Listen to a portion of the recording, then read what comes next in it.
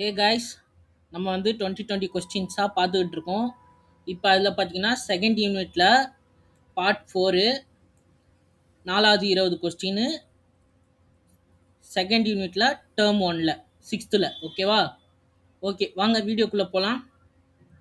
First question, வழி plus தடம் என்பதை சேர்த்து எழுத கிடைக்கும் சொல்.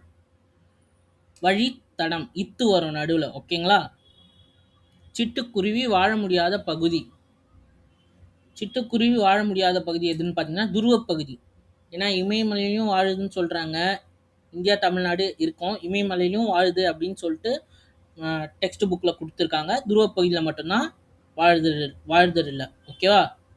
3வது, கிழவனும் கடலும் என்னும் ஆங்கில புதினம் தமிழ் மொழிபெயர்க்கப்பட்டு படக்கதையாக இங்கு சுருக்கி கொடுக்கப்பட்டுள்ளது. இந்நூல் டேஷ் ஆம் ஆண்டு நோபல் பரிசு பெற்றது. இந்நூலின் ஆசிரியர் டேஷ் ஆவார்.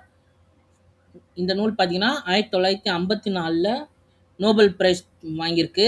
அப்புறம் எர்னஸ்ட் ஹெமிங்வே அப்படிங்கிறவர் தான் இந்த நூலை எழுதியிருக்காரு. ஓகேவா? கிழவனும் கடலும் என்னும் புதினம் பற்றிய சரியான கூற்று எது? ஓகேவா?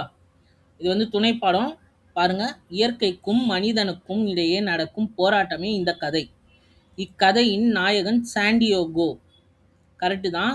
வயது முதிர்ந்த மீனவர் அவர். முன்பெல்லாம் கடலுக்கு சென்றால் மீன் இல்லாமல் திரும்ப மாட்டார். ஓகேவா? ஆனால் கடந்த 84 நாட்களாக ஏனோ அவருக்கு ஒரு மீனும் கிடைக்கவில்லை. இதை நோட் பண்ணுங்க, 84 நாள். ஓகேவா? எதுவும் கிடைக்கவில்லை. அதுவும் கரெக்டு தான். மனோலின் என்னும் சிறுவன் மீன் பிடிக்க கற்றுக்கொள்வதற்காக முதல் 40 நாட்களும் அவருடன் கடலுக்கு வந்தான். அவன் அவருக்கு வேண்டிய உதவிகள் செய்ததோடு பேச்சு துணையாகவும் இருந்தான். இதுவும் கரெக்டு தான். அவரோடு கடலுக்கு போனால் ஒரு மீனும் கிடைப்பதில்லை என்று அவனை வேறு படகிற்கு அனுப்பிவிட்டனர் அவனது பெற்றோர். இதுவும் கரெக்டு தான். அப்போ அனைத்தும் சரிங்கிறது தான் ஆன்சர். ஓகேவா? 5வது கொஸ்டின், கிழவனும் கடலும் என்னும் புதினத்தில் சாண்டியோகோவிற்கு எப்போது மீன் கிடைத்தது? நல்லா பாருங்க, மேலே ஒரு கொஸ்டின் பார்த்தோம். 84 நாட்களாக அவருக்கு ஒரு மீனும் கிடைக்கவில்லை. அப்போ எத்தனாவது நாளில் கிடச்சிருக்கோம்? 85வது நாள். 85வது நாளுன்றது தான் சரியான ஆன்சர். எழுத்துக்கள் எத்தனை வகை? எழுத்துக்கள் டேஷ் வகைப்படும். எழுத்துக்கள் எத்தனை வகைப்படும்? 2 வகைப்படும். எழுத்துக்கள் 2 வகைப்படும். என்னென்னு பார்த்தீங்கன்னா முதல் எழுத்துக்கள், சார்பு எழுத்துக்கள். ஓகேவா? முதல் எழுத்துக்கள் எத்தனை? ஓகே, முதல் எழுத்துக்கள் எத்தனை? முதல் எழுத்துக்கள் பார்த்தீங்கன்னா 30. எப்படி 30னா, இந்த அ இ வருதுல்ல உயிரெழுத்துக்கள் 12, அது ப்ளஸ் இந்த மெய்யெழுத்து இக்கு இங்கு இச்சு வருதுல்ல அது, இது ரெண்டும் அது 18. ஓகே, இது ரெண்டுமே சேர்த்தா 30 வேர்டு வருமா? அந்த 30 வேர்டை தான் நம்ம முதல் எழுத்துக்கள்னு சொல்கிறோம். ஏன் அது முதல் எழுத்துக்கள்னு சொல்கிறோன்னா, இப்போ அந்த 30 எழுத்தை வச்சு தான் நம்ம காக்கா கீக்கி கூக்கு கேகே அந்த மாதிரி மொத்தம் 246 வேர்ட்ஸை ஃப்ரேம் பண்ணுறோம். ஓகேவா? அதனால தான் அது முதல் எழுத்துக்கள்னு அழைக்கப்படுது. ஓகேவா? சார்பு எழுத்துக்கள் எத்தனை வகைப்படும்? சார்பு எழுத்துக்கள் எத்தனை வகைப்படும்? 10 வகைப்படும். சார்பு எழுத்துக்கள் 10 வகைப்படும். அது பார்த்தீங்கன்னா குற்றியலுகரம், குற்றியலிகரம் அந்த மாதிரி ஒரு 10 வகையாக பிரிச்சிருக்காங்க. ஓகேவா? இது பார்த்தீங்கன்னா நான் இலக்கணம் சீரீஸ்ன்னு சொல்லிட்டு ஒரு வீடியோ போட்டிருக்கேன். அதிலலாம் எக்ஸ்பிளைன் பண்ணியிருக்கேன். வேணுன்றவங்க அந்த வீடியோவில் போய் செக் பண்ணிக்கோங்க. ஓகேவா? உயிர்மை பற்றிய சரியான கூற்று எது? உயிர்மை எழுத்து. ஓகேவா? உயிர்மை எழுத்துனா என்னது? கா, ngா, சா, ஞா இதுதான் உயிர்மை எழுத்து. இக்கு இங்கு இச்சுன்றது வர்றது வந்து மெய்யெழுத்து. அ ஆ இன்னு வர்றது உயிரெழுத்து. அது ரெண்டும் சேர்றதுனால வர்றது உயிர்மை எழுத்து. ஓகேவா? மெய்யெழுத்துக்களும் உயிரெழுத்துக்களும் ஒன்றுடன் ஒன்று சேர்வதால் உயிர்மை எழுத்துக்கள் தோன்றுகின்றன. பார்த்தீங்களா? இப்போ சொன்னல அயும் இக்கு இங்கிச்சும் சேர்றதுனால கா, ngா, சா அப்படின்னு இக்கு ப்ளஸ் ஆ கா, இங்கு ப்ளஸ் ஆ ngா வருதுல்ல, அதுதான் உயிர்மை எழுத்துக்கள்னு சொல்கிறோம். இது கரெக்டு தான். அப்போ ஓகேவா? உயிர்மை எழுத்தின் ஒலி வடிவம் மெய்யும் உயிரும் சேர்ந்ததாக இருக்கும். மெய்யும் உயிரும் சேர்ந்தது. ஒலி வடிவம்னா சவுண்டு, அதாவது நம்ம சொல்கிறோம்ல அந்த சவுண்ட். இப்போ ஆ ப்ளஸ் இக்கு ப்ளஸ் ஆ கா, அதாவது ஆவும் இருக்குது இக்கும் இருக்குது. ஓகேவா? அதுதான் ரெண்டுமே மெய்யும் உயிரும் சேர்ந்ததாக இருக்கும் அப்படின்னு சொல்றாங்க. அப்ப இது கரெக்ட் தான். ஓகேவா? வரி வடிவம் மெய்யெழுத்தை ஒத்திருக்கும். ஒலிக்கும் கால அளவு உயிரெழுத்தை ஒத்திருக்கும். ஓகேவா? மெய்யெழுத்து வரி வடிவம். வரி வடிவம்னா எழுதுற வடிவம். எழுதுற வடிவம் மெய்யெழுத்தை ஒத்திருக்கும்ன்றாங்க. மெய்யெழுத்துனா என்ன? இக்கு இங்கு இச்சு. ஆமா, அந்த புள்ளியை மட்டும் எடுத்து விட்டா கா ngா சான் மாறிடுது இல்ல, அப்போ மெய்யெழுத்தை ஒத்திருக்கு வரி வடிவம். ஓகே, இது கரெக்ட் தான். அப்புறம் ஒலிக்கும் கால அளவு உயிரெழுத்தை ஒத்திருக்கும். உயிரெழுத்து இப்ப நம்ம வந்து மாத்திரைன்னு கேள்விப்பட்டிருப்போம். ஓகேவா? இப்ப ஆக்கு ஒரு மாத்திரை, ஆக்கு 2 மாத்திரை. அதே பொறுத்து தான் இக்கு பிளஸ் ஆ கா. அந்த காக்கு ஒரு மாத்திரை தான் வரும். இக்கு பிளஸ் ஆ கா. ஓகே, அப்ப அந்த காக்கு 2 மாத்திரை ஆயிடும். அதுதான் சொல்லியிருக்காங்க. ஒலிக்கும் கால அளவு உயிரெழுத்தை ஒத்திருக்கும். அதாவது கால அளவு உயிரெழுத்தை பொறுத்து தான் அதுக்கு டிசைட் ஆகுது. ஓகேவா? இதுவும் கரெக்ட் தான். அப்போ முதல் எழுத்துக்களை சார்ந்து வருவதால் இவை சார்பு எழுத்து வகையில் அடங்கும். ஓகேவா? ஏன்னா இப்போ வந்து அந்த 30 வேர்ட் தான் சொன்னேன். அந்த 30 வேர்டை தவிர எல்லாமே சார்பு எழுத்துக்கள் தான். அப்போ அந்த உயிர்மெய் எழுத்துன்றதே அந்த உயிர் எழுத்து பிளஸ் மெய் எழுத்து இது சேர்ந்ததுனால தான் வருது. அந்த முதல் எழுத்தை சார்ந்து தான் வருது. அதனால தான் இதை சார்பு எழுத்து வகையை சேர்ந்ததுன்னு சொல்றாங்க. அப்ப இதுவும் கரெக்ட் தான். அப்ப அனைத்தும் சரிங்கிறது தான் ஆன்சர். ஓகேவா? 10வது, ஆயுதம் எழுத்து பற்றிய சரியான கூற்று எது? 3 புள்ளிகளை உடைய தனித்த வடிவம் பெற்றது. கரெக்ட் தான். முப்புள்ளி, முப்பார் புள்ளி, தனிநிலை, அக்கேனம் என்ற வேறு பெயர்களும் இதற்கு உண்டு. இதுவும் கரெக்ட் தான். நுட்பமான ஒலிப்பு முறையை உடையது அக்கு அப்படின்னு சொல்றோம். அது நுட்பமான ஒலிப்பு முறை. கரெக்ட் தான்.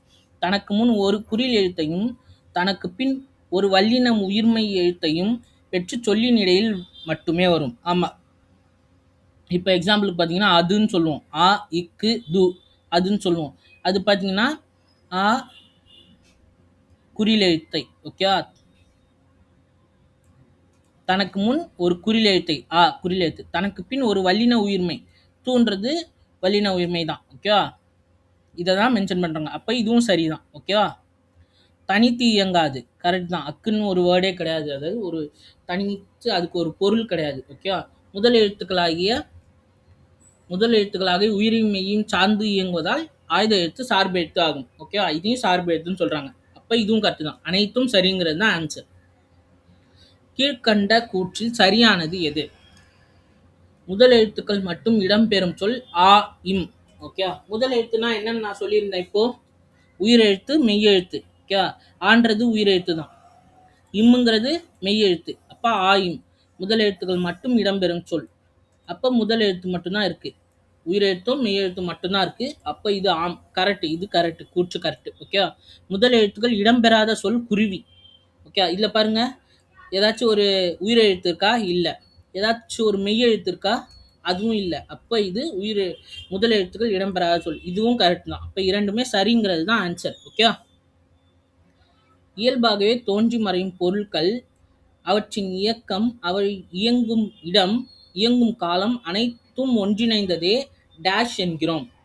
இயற்கையாகவே இயங்குறதுன்னு சொல்றாங்க. அப்போ என்னது? இயற்கை தான் அது. ஓகேவா? இயற்கை. 13வது, தொடர்களை பிரித்து 2 தொடர்களாக உள்ளது. சரியானவற்றை தேர்ந்தெடு. பல நாட்களாக மழை பெய்யாததால் பயிர்கள் வாடின.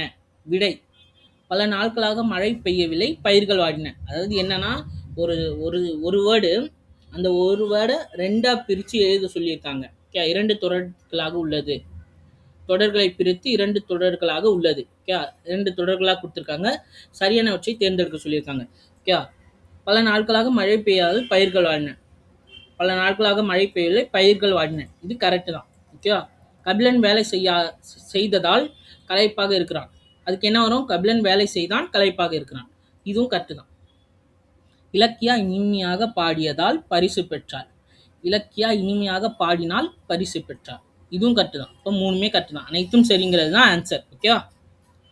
கலைச்சொல் அறிவோம். சரியானவற்றை தேர்ந்தெடு. கண்டம், கண்டம்னா கான்டினென்ட் தான். கரெக்டு. தட்பவெப்பநிலை, தட்பவெப்பநிலைனா கிளைமேட், கிளைமேட் கரெக்டு தான். வானிலை, வெதர் கரெக்டு தான். வலசைனா மைக்ரேஷன். ஓகே, ஒரு இடத்துலேருந்து இன்னொரு இடத்துல மைக்ரேட் ஆகுறாங்க அப்படின்னு சொல்லுவோம், கேள்விப்பட்டிருப்பீங்க. அதுதான் வலசை போதல், அதுதான் மைக்ரேஷன். ஓகேவா? கரெக்ட். அனைத்தும் சரிங்கிறது தான் ஆன்சர்.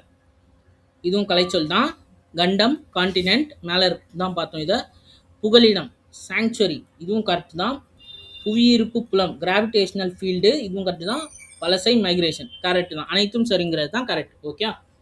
அறநூல்களில் உலக பொதுமறை என்று போற்றப்படும் சிறப்பு பெற்ற நூல் எது? எல்லாருக்குமே தெரியும், உலக பொதுமறைனாலே திருக்குறள் தான். ஓகே. 7 சொற்களில் மனிதர்களுக்கு அறத்தை கற்றுத்தரும் நூல் எது? திருக்குறள். ஓகே. டேஷ் எழுத்துகளுக்கு தொடக்கம். டேஷ் எழுத்துகளுக்கு தொடக்கம். தொடக்கத்தை என்னன்னு சொல்லுவோம்? திருக்குறள் கேள்விப்பட்டிருக்கீங்க. அகர முதல எழுத்தெல்லாம் ஆதிபகவன் முதற்றே உலகு. ஓகே. அப்ப அகரமே, அகரமேன்றது தான் ஆன்சர். அகரமே எழுத்துக்களுக்கு தொடக்கம். ஓகே. அகரம்ன்றது தான் ஆன்சர். கீழ்கண்டவற்றில் திருக்குறளுடன் பொருந்தியது எது? பொருந்தியது கேட்குறாங்க. அகர முதல எழுத்தெல்லாம் ஆதிபகவன் முதற்றே உலகு. இல்லை எதை பற்றி சொல்லியிருக்காங்க? கடவுளை பற்றி சொல்லியிருக்காங்க. அப்போ கடவுள் வாழ்த்து, இது கரெக்டு தான். விண்ணின்று பொய்ப்பின் விரிநீர் வியனுலகத்து உள்நின்று உடற்றும் பசி. ஓகே. விண்ணை பற்றி பேசியிருக்காங்க. அப்போ வான் சிறப்பு. ஓகே, கரெக்டு தான். செயற்கரிய செய்வார் பெரியர் சிறியர் செயற்கரிய செய்கலாதார். ஓகே. நீத்தார் பெருமை, இதுவும் கரெக்டு தான். ஓகே. பெரியவங்களோட பெருமையை பற்றி பேசியிருக்காங்க. கரெக்டு தான். தம்மின் தம் மக்கள் அறிவுடைமை மாநிலத்து மண்ணுயிர்க்கு எல்லாம் இனிது. மக்கட்பேறு. ஓகே, இதுவும் கரெக்ட் தான். அனைத்தும் சரிங்கிறது தான் ஆன்சர். 20வது, கீழ்கண்டவற்றுள் திருக்குறள் உடன் பொருந்தியது எது? மேலே பார்த்தோம்ல அதே மாதிரி ஃபார்மேட் தான். ஈன்ற பொழுதின் பெரிதுவக்கும் தன் மகனை சான்றோன் என கேட்ட தாய். ஓகே,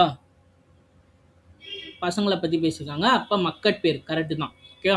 கொடுப்பதுவும் கெட்டார்க்கு சார்வாய் மற்று ஆங்கே எடுப்பதுவும் எல்லாம் மழை. வான் சிறப்பு. ஓகே, இதுவும் கரெக்டு தான். மழையை பற்றி பேசியிருக்காங்க. வான் சிறப்பு கரெக்டு தான். அப்போ ஓகே. அன்பிலார் எல்லாம் தமக்குரியர் அன்புடையார் என்பும் உரியர் பிறர்க்கு. ஓகே.